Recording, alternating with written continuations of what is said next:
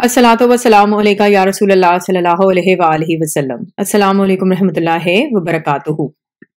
आज की वीडियो में सबसे पहले मैं जिक्र करूंगी पिछली वीडियो नंबर 136 की, कि जिसमें हज़रत मग़रिबी रहमतुल्लाह अलैह का वाक़या बयान मैंने किया था कि उन्होंने दरूद शरीफ पे जो किताब लिखी वो कैसे लिखी। बहुत से लोगों ने मुझे कांटेक्ट किया, उनको मैंने व्हाट्सएप पर वो बुक भी भेजी। यहाँ एक चीज़ क्लियर कर दूं, आप लोग शायद ये समझ रहे थे कि इसमें दरूद शरीफ के मुशाहिदात और वाक़यात होंगे, लेकिन ऐसे नहीं है।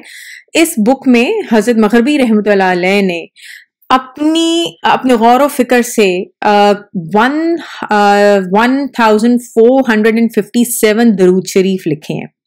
अच्छा, मेरे पास जो उर्दू ट्रांसलेशन है उसमें इन दरूद शरीफ के मतलब नहीं लिखे हुए, रादर आपने जो बुक लिखी थी तो उसका जो इंट्रो दिया था आपने ये सारे दरूद शरीफ लिखने से पहले उसका तर्जुमा लिखा हुआ है। तो इंशाल्लाह आप दुआ करें। मैं भी कोशिश कर रही हूँ कि मैं अरबी जितनी जल्दी से जल्दी सीख सकती हूँ, या कम से कम गुजारे लायक ही सीख लूँ। और फिर मेरी कोशिश है कि जितने भी जिस हज़रत मग़रिबी रहमतुल्लाह अलैह ने जो दरूद शरीफ लिखे हैं मैं इनका तर्जुमा ज़रूर करूँगी और आप सबसे भी शेयर करूँगी। अच्छा, बहुत से सवाल आते हैं जिसमें पूछा जाता है कि अहादीस की रूह से कौन सा दरूद शरीफ हमें पढ़ना चाहिए। फिर बहुत से व्यूज़ भी शेयर किए जाते हैं कि हमें ये दरूद शरीफ पढ़ना है, ये नहीं पढ़ना। तो देखिए, आज मैं आपको ना दरूद शरीफ के हवाले से कुरान शरीफ में क्या लिखा गया है पहले वो मेंशन करूँगी, और फिर अहादीस का भी हवाला दूंगी। तो सबसे पहले हम कुरान शरीफ की बात करते हैं। तो अगर जो सूरह अहज़ाब है, सूरह नंबर 33, इसकी आयात हैं 41 से लेकर 47 तक। ठीक है, मैं आपको सजेस्ट करूंगी कि प्लीज आपने मेरी वीडियो देखने के बाद कुरान शरीफ खोलना है, जो तर्जुमा उसका लिखा हुआ है।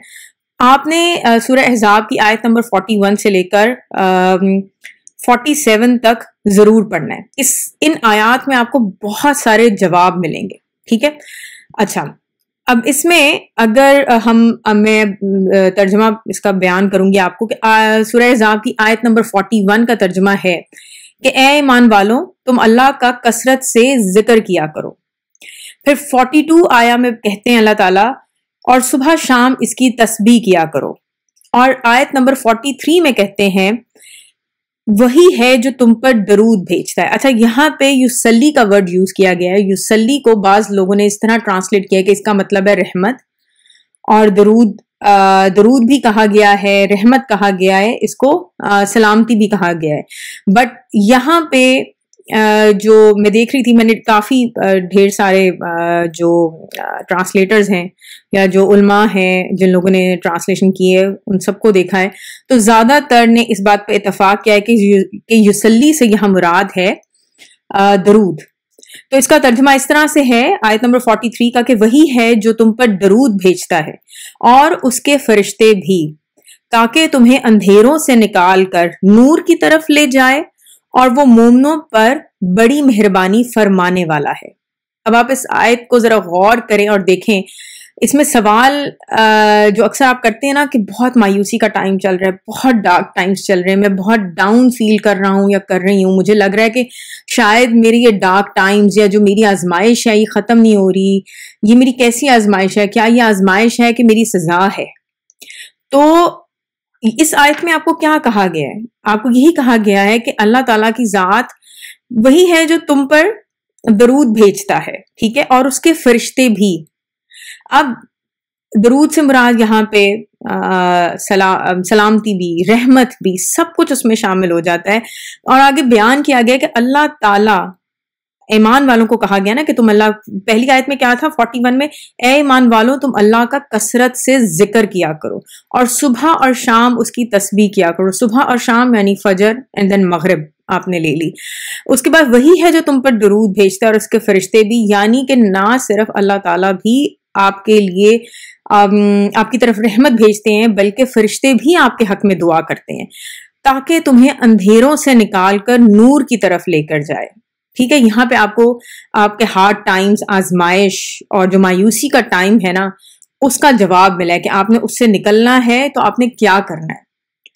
और फिर अल्लाह ताला कहते हैं कि और वो यानी कि अल्लाह ताला की मीज़ा, और वो मोमिनों पर बड़ी मेहरबानी फरमाने वाला है।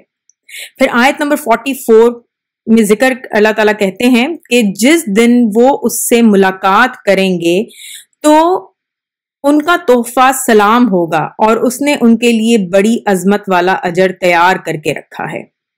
اب آپ چاہیں تو اس کو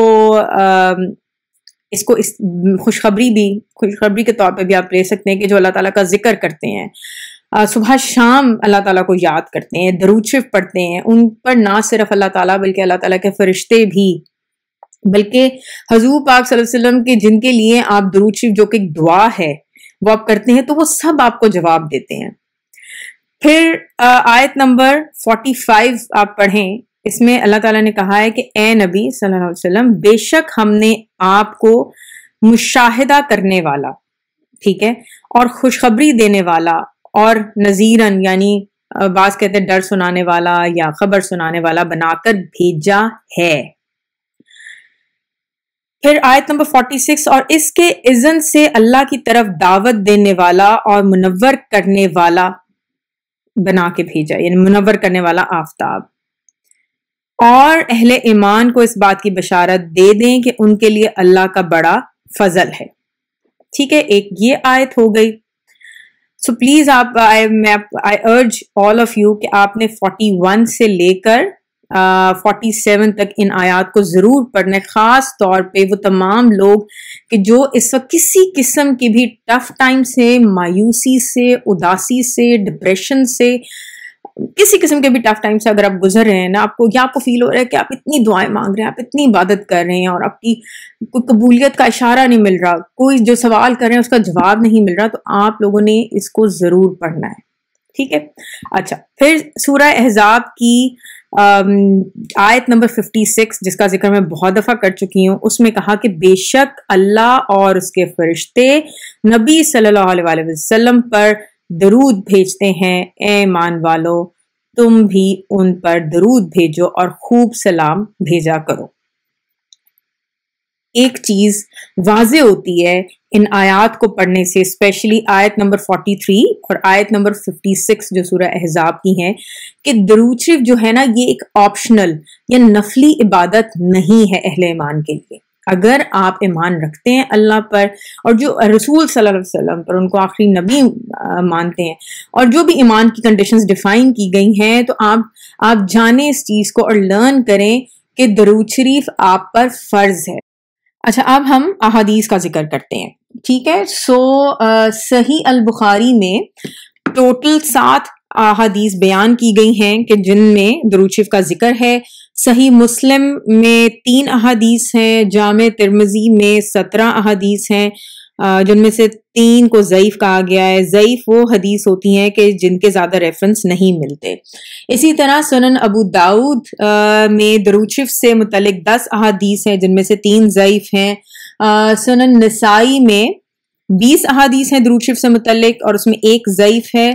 دین سنن ابن ماجہ میں 12 درود شریف کی احادیث ہیں، جن میں سے 7 ضعیف ہیں. دین السلسلہ میں درود شریف سے متعلق 13 احادیث ہیں. دین مسند احمد میں 38 درود شریف سے متعلق احادیث ہیں، جن میں سے 6 کو ضعیف قرار دیا گیا ہے.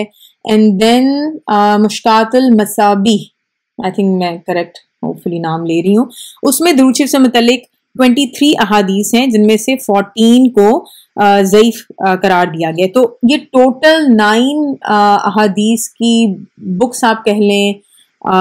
ان میں درود شریف کے متعلق ٹوٹل 143 احادیث ہیں، جن میں سے ٹوٹل 34 کو ضعیف قرار دیا گیا ہے. اب بات آتی ہے کہ ان احادیث میں جو درود شریف بیان کیے گئے ہیں وہ کون سے درود شریف ہیں. تو سب سے زیادہ جو درود شریف بیان کیا گیا ہے وہ ہے درود ابراہیمی، جو ہم نماز میں پڑھتے ہیں. آئی تھنک کوئی 29 احادیث ہیں ان ساری بکس میں کہ جن میں درود ابراہیمی کو بیان کیا گیا ہے. اس کے علاوہ درود ابراہیمی میں سے کچھ ورڈز نکال کر ازواج اور ذریات، یعنی حضور پاک صلی اللہ علیہ وسلم کی وائفز ازواج مطہرات رضی اللہ عنہ، اور ذریات کہتے ہیں پوری پروجنی یعنی تمام فالوورز. ان ورڈز کا ذکر بھی کیا گیا ہے اور یہ ہیں کوئی ٹوٹل 8 احادیث میں یہ ورڈز بھی استعمال کیے گئے ہیں. تو سب سے زیادہ ان احادیث میں درود ابراہیمی جو نماز میں پڑھتے ہیں اس کا ذکر آیا ہے۔ اس کے علاوہ جو ایک درود شریف مجھے ملا ہے وہ ہے کتاب سنن نسائی میں، حدیث نمبر 1293 ہے، اور اس میں یہ درود شریف بیان کیا گیا ہے جو مختصر درود شریف ہے۔ حدیث کچھ اس طرح سے ہے، حضرت موسیٰ بن طلحہ رضی اللہ عنہ بیان کرتے ہیں کہ میں نے حضرت زید بن خارجہ رضی اللہ عنہ سے پوچھا، انہوں نے فرمایا میں نے رسول اللہ صلی اللہ علیہ وسلم سے پوچھا تھا تو آپ صلی اللہ علیہ وسلم نے فرمایا تھا مجھ پر درود پڑھو اور خوب کوشش سے دعا کرو۔ اور جو درود شریف انہوں نے بیان کیا تھا وہ ہے اللہم صلی علی محمد و علی آل محمد، اے اللہ محمد صلی اللہ علیہ وسلم اور آل محمد صلی اللہ علیہ وسلم پر رحمت نازل فرما۔ یہ درود شریف ہو گیا۔ اگر آپ کو اس کی پکچر چاہیے ہوگی تو میں آپ کو وہ بھی بھیج دوں گی۔ اچھا، اب آپ یہ دیکھیں اور تھوڑا سا غور کریں کہ قرآن شریف کی آیات اور احادیث، ٹھیک ہے، یہ کہیں پہ بھی آپ کو باؤنڈ نہیں کرتی کہ آپ نے جو درود شریف پڑھنا ہے اس کے یہی الفاظ ہونے چاہیے اور یہ الفاظ نہیں ہونے چاہیے، ٹھیک ہے۔ ڈیفینیٹلی درود شریف ایک دعا ہے، تو جب آپ دعا مانگیں گے تو خوبصورت سے خوبصورت الفاظ استعمال کریں گے۔ اب بات آتی ہے کہ کون سا درود شریف پڑھا جائے۔ میں ہمیشہ درود ابراہیمی پڑھنے کا کہتی ہوں کیونکہ مجھے یہ فیل ہوتا ہے کہ درود ابراہیمی نے میری زندگی بدلی ہے۔ مزید یہ کہ کچھ درود ابراہیمی سے ریلیٹڈ میں نے واقعات بھی بیان کیے تھے، اور ان میں سے بلکہ آئی تھنک 3 ویڈیوز تو بلکہ میں نے ریکارڈ بھی کی ہیں، انہی کی آواز میں آپ کو سنوائی بھی تھی۔ ابھی لیٹلی ایک بھائی تھے جن کے 10 سال کے مسئلے تھے اور انہوں نے 1 سال ہوا ہے انہیں درود ابراہیمی پڑھتے ہوئے۔ اس سے پہلے 2 بہنوں نے اپنا درود ابراہیمی کا جو ایکسپیرینس ہے وہ شیئر کیا تھا۔ ماشاءاللہ آئی تھنک دونوں ہی اب 5-5 ہزار 24 گھنٹے میں وہ روز درود ابراہیمی پڑھتی ہیں۔ تو ایک درود ابراہیمی کے متعلق ایک بات جو ہے وہ میں اس طرح سے آپ کو کچھ ایکسپلین کروں گی کہ دیکھیں، جب بھی آپ درود شریف پڑھتے ہیں نا، آپ درود و سلام بھیجتے ہیں، تو جن کی ذات مبارک صلی اللہ علیہ وسلم پر آپ صلی اللہ علیہ وسلم کی آل پر جب ہم بھیجتے ہیں تو وہ سارے ہمارے حق میں دعا کرتے ہیں۔ جب آپ ایک سمپل سا بہت مختصر سا کوئی درود شریف پڑھتے ہیں تو اللہ تعالیٰ ان کے فرشتے آپ کو جواب میں آپ کے لیے دعا کرتے ہیں، ٹھیک ہے۔ آپ پہ اللہ تعالیٰ سلامتی بھیجتے ہیں، آپ کے 10 گناہ معاف کرتے ہیں، آپ کے درجات بلند ہوتے ہیں، 10 برکتیں نازل ہوتی ہیں، 10 نیکیاں لکھی جاتی ہیں، اور فرشتے بھی آپ کے حق میں دعا کرتے ہیں۔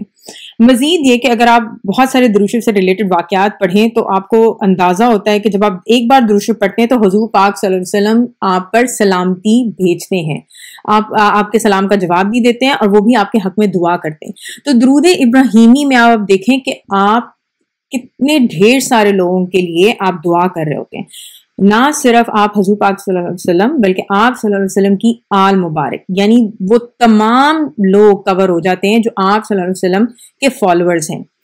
نہ صرف ان کے لیے رحمت اور برکت کا آپ ذکر کرتے ہیں بلکہ آپ حضرت ابراہیم علیہ السلام جو کہ اللہ تعالیٰ کے دوست ہیں ان کے لیے، بلکہ ان کی بھی آل یعنی ان کے تمام فالوورز جن میں بہت سارے نبی کرام علیہ السلام، بہت سارے برگزیدہ بندے شامل ہیں۔